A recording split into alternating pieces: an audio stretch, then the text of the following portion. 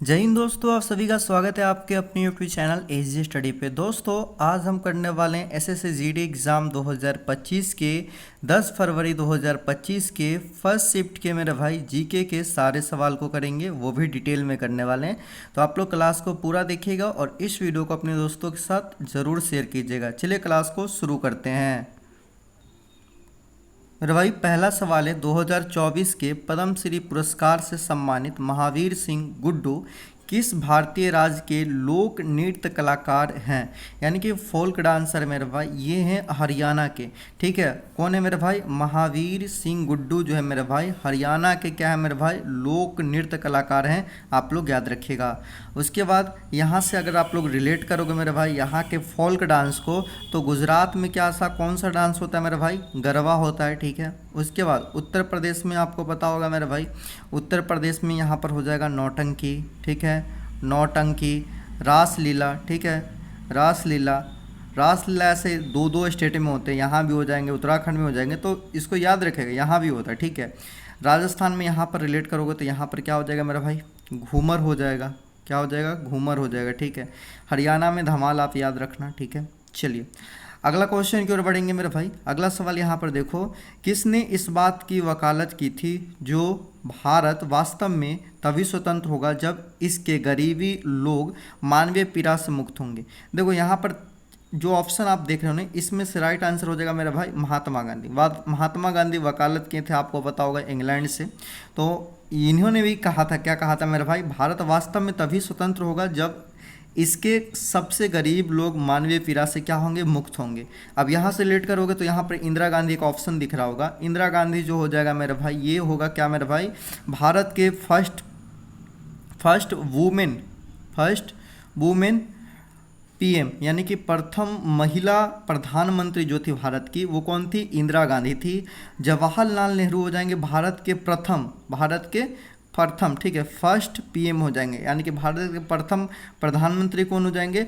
पंडित जवाहरलाल नेहरू हो जाएंगे, आप लोग याद रखिएगा। अगला सवाल की ओर चलेंगे। 3 नंबर सवाल कह रहा है, सितंबर 2024 तक प्राप्त जानकारी के अनुसार भारत के कैबिनेट सचिव कौन थे? तो ये थे मेरे भाई टीवी सोमनाथन थे, लेकिन वर्तमान में चेंज हो चुके हैं। 2025 की बात करते हैं मेरे भाई, 2025 में भारत के कैबिनेट सचिव अभी वर्तमान में कौन है? आप इसको याद रखेगा, ना कि इसको भूल जाइए, क्योंकि ये करंट अफेयर के क्वेश्चन है। तो 2025 में जो मेरे भाई कैबिनेट सचिव है भारत के, वो हैं राजीव गौबा। ठीक है, तो वर्तमान में कौन है मेरे भारत के कैबिनेट सचिव? राजीव गौबा हैं, आप याद रखिएगा। उसके बाद कल मैं आपको बताया भी था मेरे भाई कि भारत के प्रथम कैबिनेट सचिव कौन था मेरे भाई? तो भारत के प्रथम कैबिनेट सचिव पूछे, फर्स्ट कैबिनेट सचिव पूछे भारत के, तो वो थे मेरे भाई NR पिल्लई। NR पिल्लई जो थे मेरे भाई, भारत के मेरे भाई क्या थे मेरे भाई? प्रथम कैबिनेट सचिव थे, याद रखिएगा।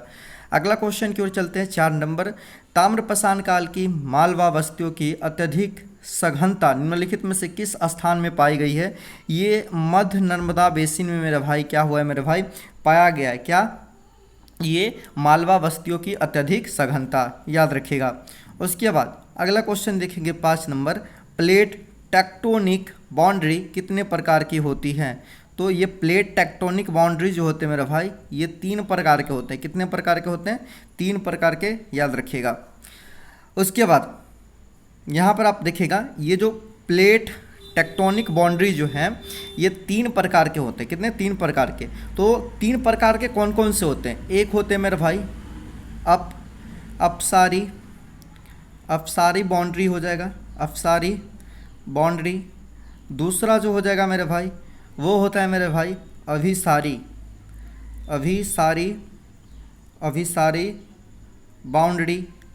उसके बाद तीसरा जो हो जाएगा मेरे भाई रूपांतर बाउंड्री, या सीमा बोलते हैं। बाउंड्री का हिंदी सीमा होता है। प्लेट टेक्टोनिक बाउंड्री, जिसका हिंदी होता है प्लेट विवर्तनिक सीमाएं होता है मेरा भाई। ये 3 प्रकार के होते हैं। एक होता है अपसारी बाउंड्री, एक होता है अभिसारी बाउंड्री, और तीसरा होता है रूपांतर बाउंड्री, याद रखिएगा। ये कितने प्रकार के होते हैं? 3 प्रकार के।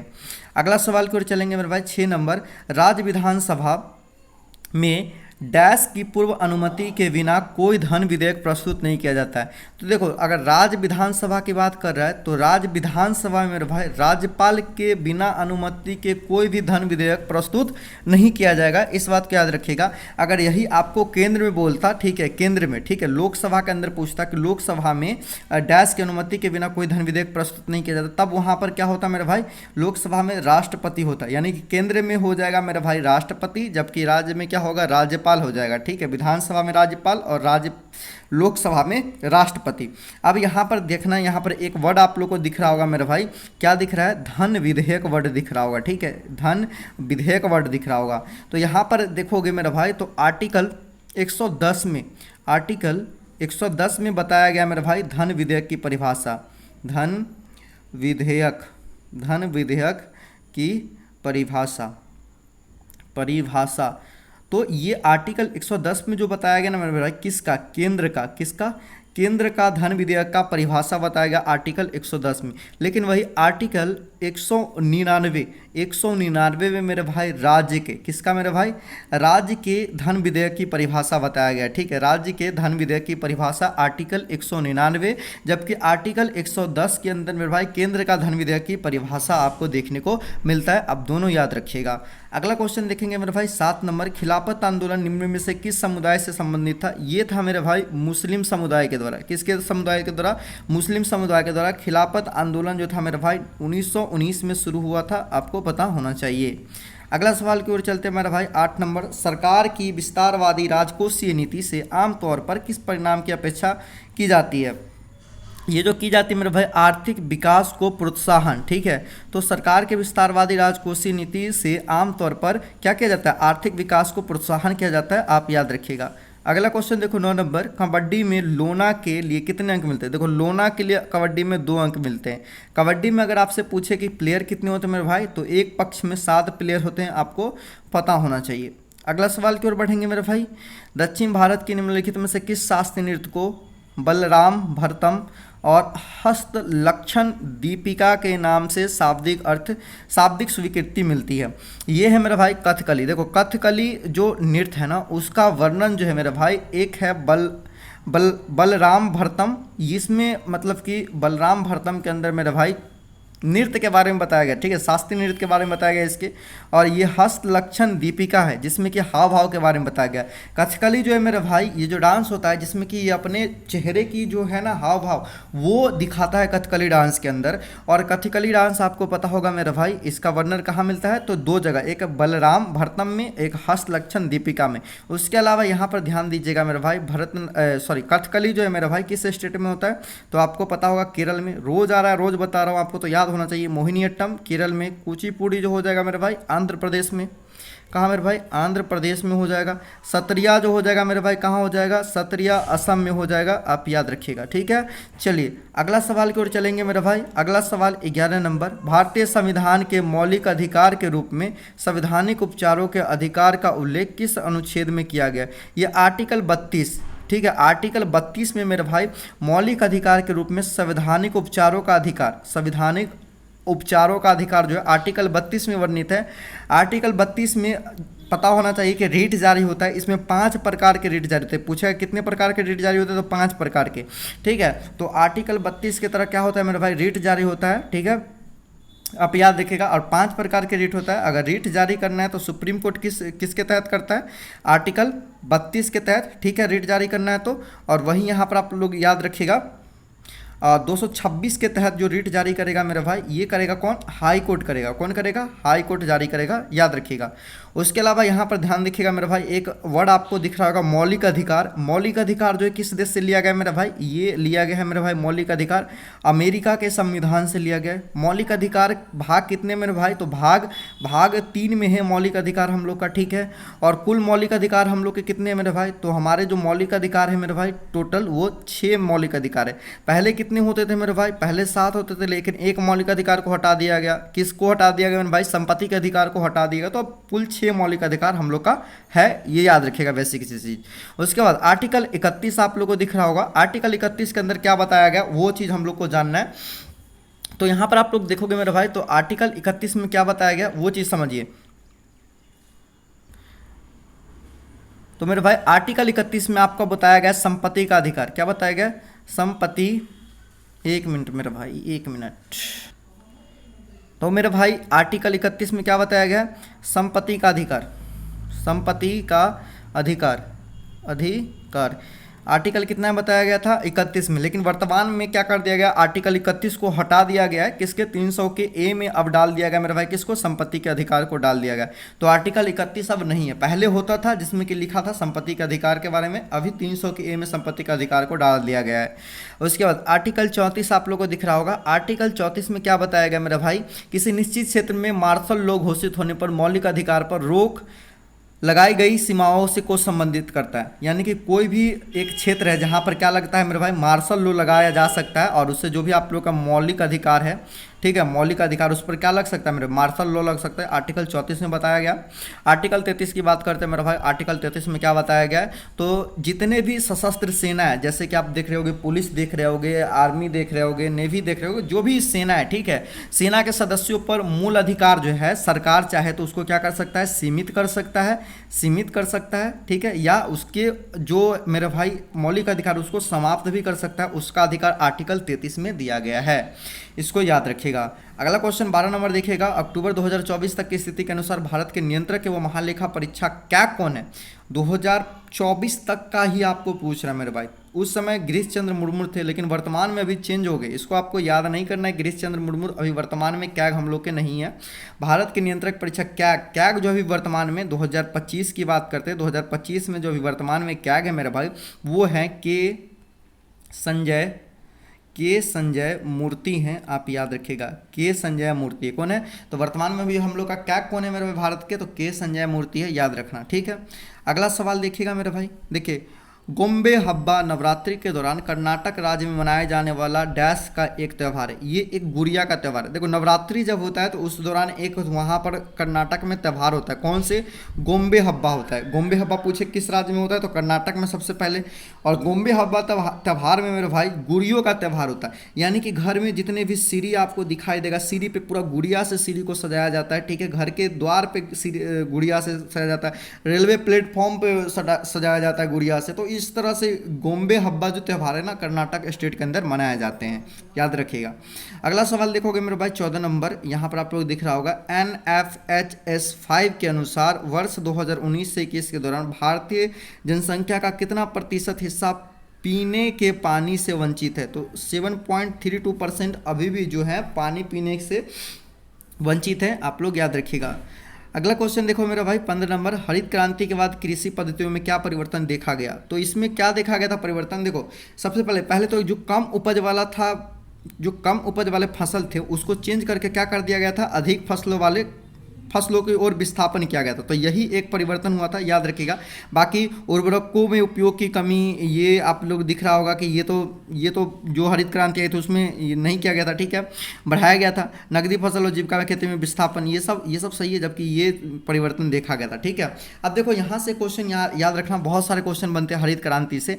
हरित क्रांति से आप रिलेट कीजिएगा। 1960 में हरित क्रांति शुरू हुआ था। आपसे ये भी पूछा जाता है हरित क्रांति की शुरुआत किस पंचवर्षीय योजना में हुआ था मेरे भाई? तो याद रखिएगा तीसरी पंचवर्षीय योजना, मैं शॉर्ट में PY लिख रहा हूँ, ठीक है, पंचवर्षीय योजना में हुआ था। तीसरी पंचवर्षीय योजना कब से कब तक चला मेरे भाई? तो तीसरी पंचवर्षीय योजना चला मेरे भाई 1961 से 66 तक मेरे भाई तीसरी पंचवर्षीय योजना चला। और इसी में देख लो 1961 दिख रहा है, 1960 में हरित क्रांति क्या होती है मेरे भाई? शुरुआत होता है तीसरी पंचवर्षीय योजना के दौरान। हरित क्रांति के अगर आप लोग से जनक पूछे कौन है मेरे भाई इसके जनक? हरित क्रांति के जनक पूछे इंडिया में, कहाँ? इंडिया में, क्योंकि ये वर्ल्ड में भी इसके जनक है। तो इंडिया में पूछे तो MS Swaminathan, MS Swaminathan.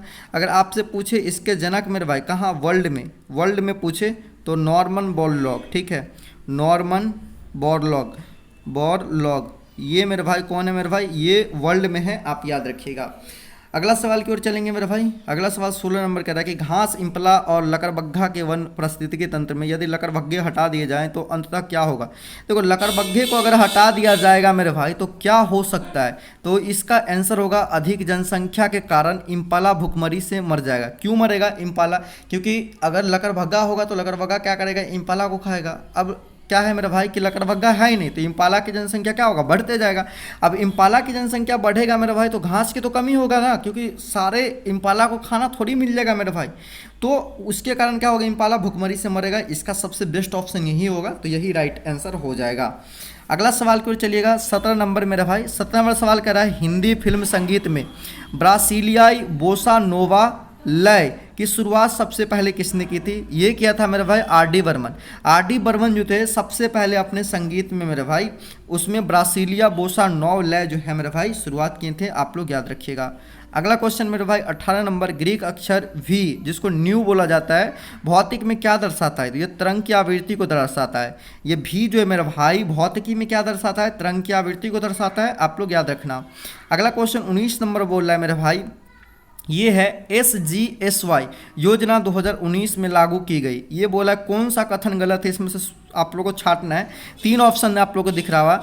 SGY योजना का प्राथमिक उद्देश्य स्वरोजगार को बढ़ावा देना और प्राप्त करना, और आंध्र प्रदेश में SGSY योजना अच्छा प्रदर्शन किया। तो पूछ रहा है मेरे भाई कि इसमें से कौन सा गलत है। देखो जो यहाँ पर आप लोगों को दिख रहा है पहला ऑप्शन जो है ना, यही मेरे भाई गलत है। देखो SGSY योजना जो है 2019 में लागू नहीं हुआ था।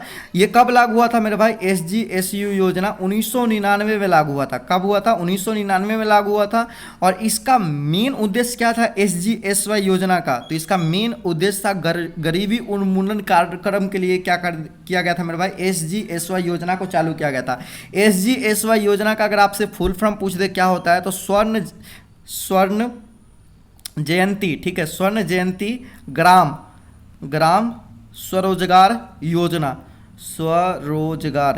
रोजगार योजना। तो ये है मेरा भाई इसका पूरा नाम, ठीक है।